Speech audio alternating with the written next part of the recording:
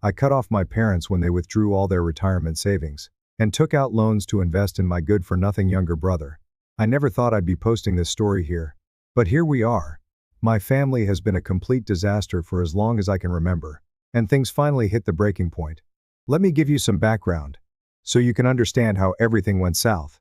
This is a messed up story, but I need to share it. I'm a 31-year-old male, grew up in a middle-class neighborhood in Ohio. My dad worked as an electrical engineer, and my mom was a part-time receptionist. We weren't rich, but we had enough. We went on modest vacations, had reliable cars, and didn't worry much about bills. That is, until my younger brother, Timmy came along. Timmy, 27, was the golden child from day one. I'm not even exaggerating. From the moment he was born, everything revolved around him. I had to work hard, get perfect grades, mow the lawn every weekend, shovel snow in winter, and basically take care of myself. Meanwhile, Timmy could do whatever he wanted, with no consequences. I remember asking my mom when I was about 10 why I had to keep my room spotless, while Timmy didn't even have to clean his. She just told me, "He's still young, and you're older, so you should be responsible." That set the tone for everything. By the time I was in 6th grade, I was making my own lunches, doing my own laundry, and taking care of myself. Timmy, at 9, still had mom cut the crust off his sandwiches and lay out his clothes every morning. When I'd come home from school and start my homework, Timmy would play video games until dinner. And if I asked if I could play too, mom would say, "You have responsibilities first." As if Timmy didn't have any. I remember working hard for months to save up for a gaming console. I had a paper route. Woke up at 5 a.m. every day, skipped hanging out with friends, and saved every penny. I was so proud when I bought the console with money I earned through my own hard work.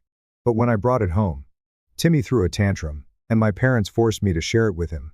It ended up in his room, and I had to ask to use it. My dad's response: "We don't value material things. We share with family." It didn't take long for Timmy to break 2 controllers and scratch several games. My mom's response: "You need to be patient with him, he's just a kid." Meanwhile, I was stuck being the responsible one who had to give up anything I worked for, all for the sake of his happiness. Then came high school. I won an academic competition and received a $500 scholarship. I was part of the robotics team, and we built an automated sorting system that impressed the judges. The ceremony was on a Tuesday evening, but neither of my parents showed up because Timmy had a soccer game. I had to catch a ride home from my teacher, clutching the certificate, feeling proud but invisible. When I showed my parents the scholarship, my mom's first response wasn't congratulations.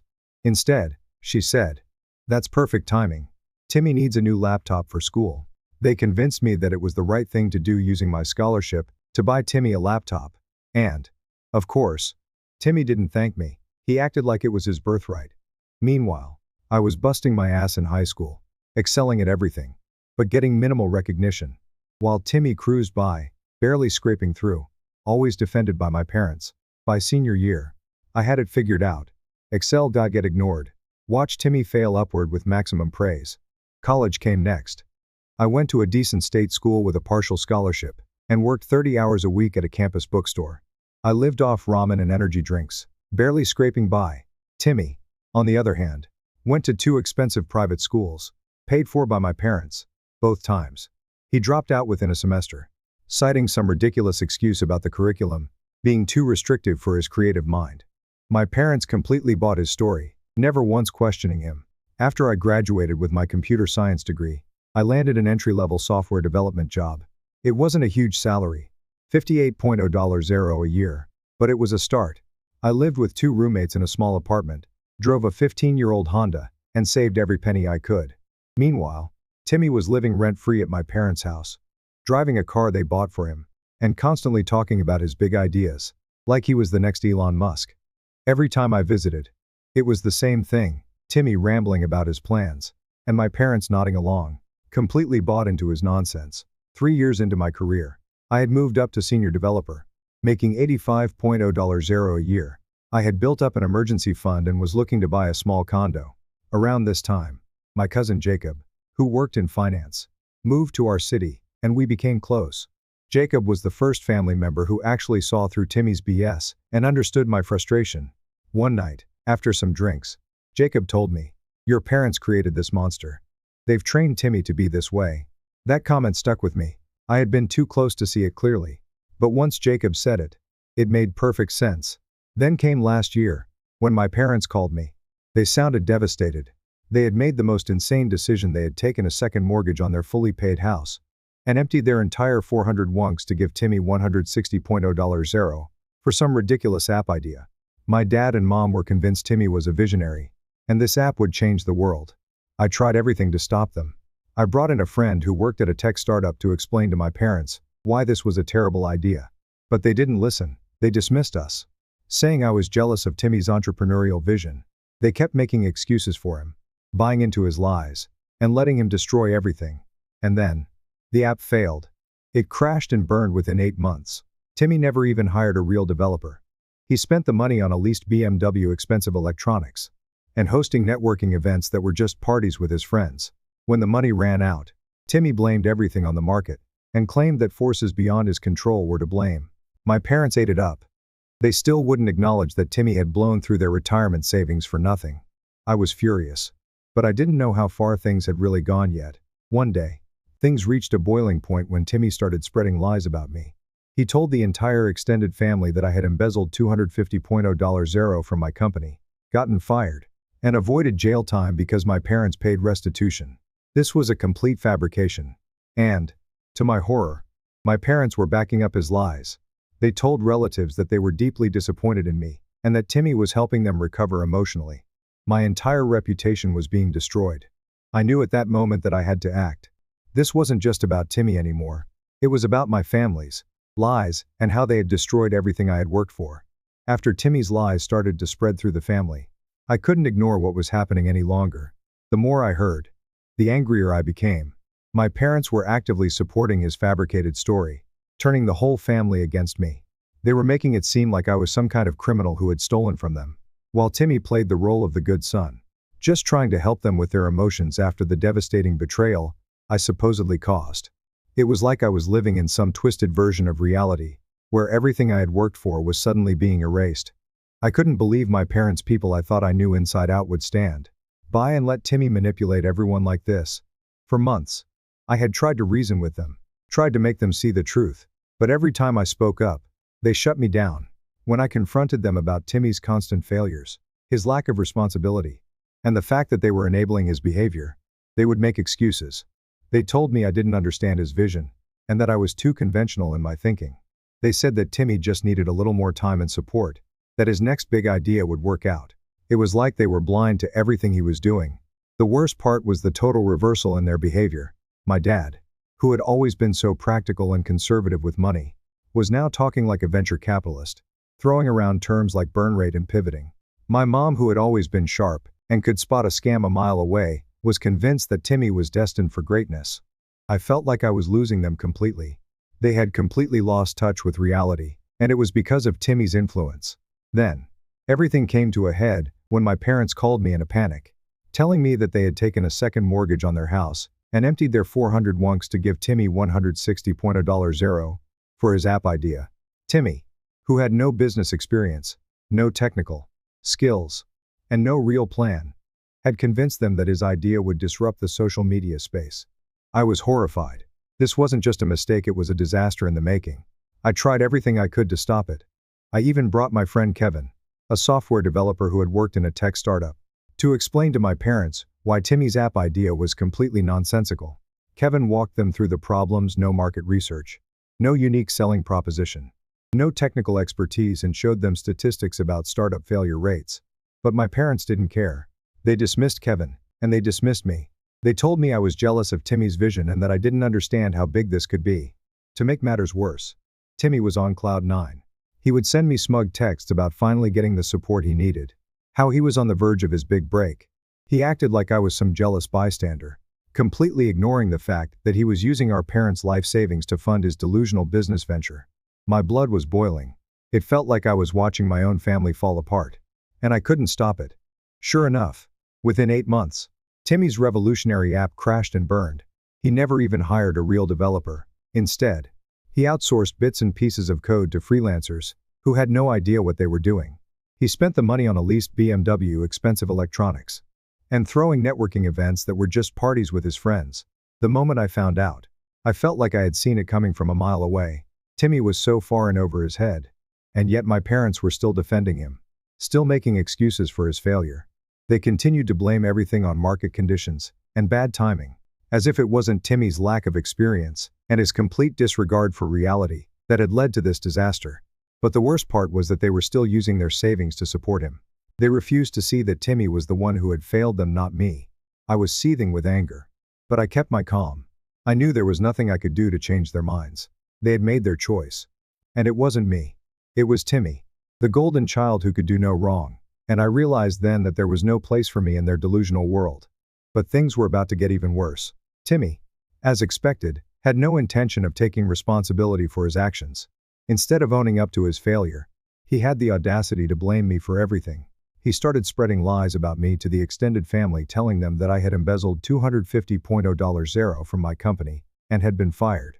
According to him, my parents had paid restitution to keep me out of jail. It was completely insane. I had just gotten a promotion at work, and anyone who knew me understood that I was the most honest person they'd ever met. When I heard about these lies, my blood ran cold. Not only was Timmy trying to ruin my reputation, but my parents were backing him up. They told the family that they were deeply disappointed in me, while Timmy played the role of the protective son, who was helping them recover from my supposed betrayal. It was beyond infuriating. Jacob, my cousin, was the only one who saw through Timmy's lies. He tried defending me in the family chat, but Timmy shut him down, accusing him of being involved in the embezzlement as well. It was like Timmy had completely taken over the family narrative, and no one was questioning it. Jacob was furious, but I felt helpless. My entire family, the people who had known me my whole life, were now believing the lies that Timmy had spun about me. That night, I couldn't sleep. I spent hours thinking about what to do. My parents were still living in their delusion, still protecting Timmy, and I knew that I couldn't keep helping them. I couldn't keep pouring money into their problems when they were enabling Timmy's destructive behavior. The truth was clear to me now. Timmy was a fraud, and my parents were complicit in it. I had tried to protect them. I had tried to reason with them. But now, I knew that the only way forward was to cut them off completely. And so, I made the hardest decision of my life. I stopped paying their bills. I stopped giving them money for their emergency repairs. And I cut them out of my life. I didn't expect things to change overnight. But I had to take a stand. My parents had chosen Timmy over me, and now, they would have to live with the consequences. The first week after I cut my parents off was surprisingly peaceful. No more stress about their emergencies. No more dread when the phone rang. No more wondering where I'd find the extra money to keep them afloat. For the first time in a long time, I felt like I could breathe. But of course, peace doesn't last when you've just set off a bombshell in your family. 3 weeks after I cut them off, Jacob called me, sounding concerned. He had attended a family gathering and learned something that made my blood boil. Timmy had been spreading lies about me to the entire extended family for months. The lies were even more ridiculous than I could have imagined. Timmy had created this elaborate story about how I supposedly embezzled $250,000 from my company and got fired, but my parents paid restitution to keep me out of jail. According to him, my stolen money was running out, and I was trying to force them to kick Timmy out so I could sell their house before I went broke. He painted himself as the protective son, shielding our elderly parents from their criminal son. It was completely insane. Jacob was furious. He tried defending me in the family group chat. But of course, Timmy shut him down. Timmy even went as far as accusing Jacob of being involved in the embezzlement. It was like Timmy had created an alternate reality, where he was the innocent hero, and I was the villain. The worst part, my parents were backing him up. When relatives asked them directly about my supposed theft, they just nodded along and said things like how disappointed they were in me, and how Timmy was helping them recover emotionally from what I had done. My own parents were actively destroying my reputation to protect Timmy and maintain their fantasy of him as the good son. It was unbelievable. I couldn't sit back and let them continue to spread these lies. My whole life, I had worked hard to do the right thing, supporting them, sacrificing my own goals, and trying to make sure they were comfortable. And now, everything I had done was being twisted into a narrative where I was the villain, and Timmy was the hero. I knew I had to do something about it. That night, I barely slept. I couldn't stop thinking about how my entire family had been brainwashed by Timmy. He had managed to make them believe he was a misunderstood genius, while I was just the boring son who worked too hard and played it safe. It was like I was in a bad dream where my entire family had turned on me. The next morning, I decided to take action. This wasn't just about saving my reputation anymore. It was about showing everyone the truth. Timmy had destroyed my family, and now he was trying to do the same to me. I had to expose him. And I had to do it in a way that they couldn't deny. I spent the next few days gathering everything I could find. Every bank statement showing the money I had given my parents. Every text from Timmy bragging about blowing through their retirement money. Emails from my parents begging for money to fix their house after Timmy's failed app investment. Photos of the damage to their home, which Timmy had caused. I created a folder on my computer labeled The Truth. And I meticulously organized everything. I also created a timeline, showing the progression of events from Timmy's first business idea, to my parents emptying their 400 wonks for him, to the current state of their home. I calculated exactly how much money I had given them over the past year: 32.1, $4.07.83. That was more than a third of my post-tax income. All to enable Timmy's lifestyle. I had to make it clear to everyone how much I had sacrificed to support my parents, while Timmy had been living off their money, and eventually destroyed everything they had. I drafted an email to send to the entire extended family. I knew it would be a bombshell. But I also knew I couldn't just sit back and let Timmy continue to rewrite the family narrative. As I read my email, I realized how insane the whole situation sounded. Would people really believe that my successful, seemingly rational parents had given their life savings to a deadbeat like Timmy for a nonsensical app idea? Would they understand how my parents' intelligent people could be so blind when it came to Timmy? It sounded unbelievable, even to me, and I had lived through it all. But then, I realized that was the point. If I didn't expose the truth, Timmy would continue to destroy my family's reputation and mine. I wasn't going to let him win. So, I clicked send. The response was immediate. Relatives who had believed Timmy's lies started calling me non-stop, apologizing for believing his fabricated story. Some were furious at my parents for enabling Timmy, while others were disgusted by the lies they had spread about me. It felt like a weight was lifted off my shoulders as I finally got the truth out. But even with the support from some family members, the damage had already been done. My parents were still stuck in their delusion, and Timmy had already burned so many bridges. About 2 weeks after I sent the email, I found out that my parents had lost their house to foreclosure. The bank had found not just the damage I had seen, but also evidence of a small fire in the basement from Timmy's attempts to set up some kind of drug lab. The house had structural issues from walls that had been removed and black mold throughout from water damage they ignored. The house they had worked their entire lives to build was now ruined, with nowhere to go, and no one else to turn to. My parents called Jacob, begging him to convince me to help them. Jacob recorded the conversation, and when he played it back to me, I couldn't believe what I was hearing. They admitted everything: how they had always favored Timmy, how they knew he was probably doing something illegal, but ignored it, and how they had helped spread lies about me to cover up his failures. It was heartbreaking. They were completely broken, but they still didn't understand the extent of what they had done. When they finally reached out to me directly, showing up at my apartment unannounced, they were desperate. My dad, who had always been proud to the point of arrogance, was in tears. My mom, who had always made excuses for Timmy, couldn't even look me in the eye. They begged for forgiveness, promised they'd cut Timmy off completely, and asked if they could stay with me just until they found a new place.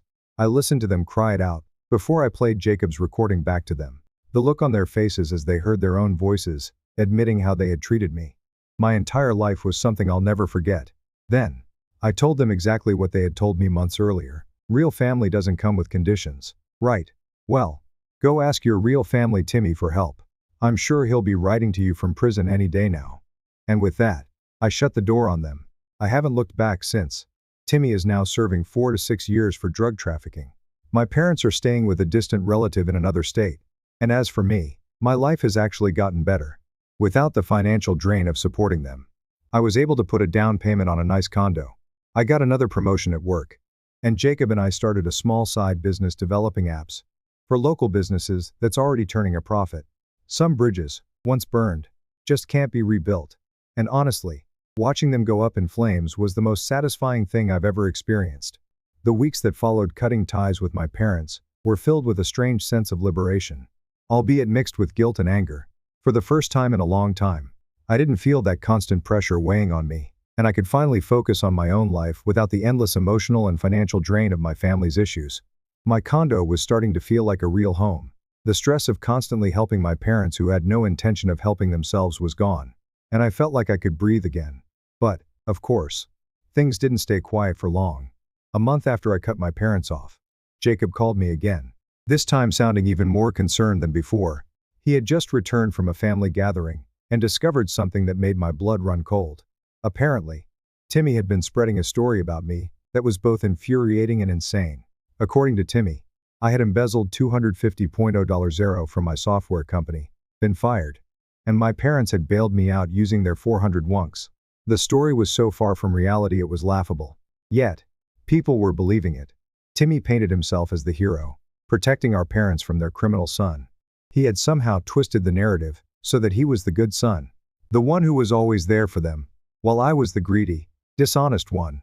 And the worst part, my parents were actively supporting these lies.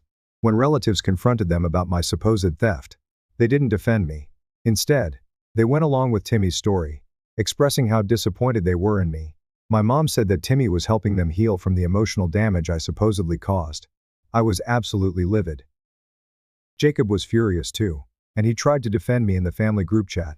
But Timmy shut him down, claiming that even Jacob might be involved in the embezzlement. It felt like I was living in a nightmare where Timmy had taken control of the narrative and was slowly turning everyone against me. That night, I couldn't sleep. I kept replaying the absurdity of it all. How could my parents, the people who raised me, back up such a ridiculous lie? It felt like they had completely erased everything I had done for them, everything I had sacrificed, and replaced it with Timmy's version of the truth.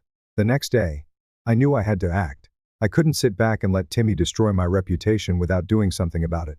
So, I did what I had been avoiding. I collected all the evidence I had against Timmy. I gathered bank statements showing how much money I had given them over the years.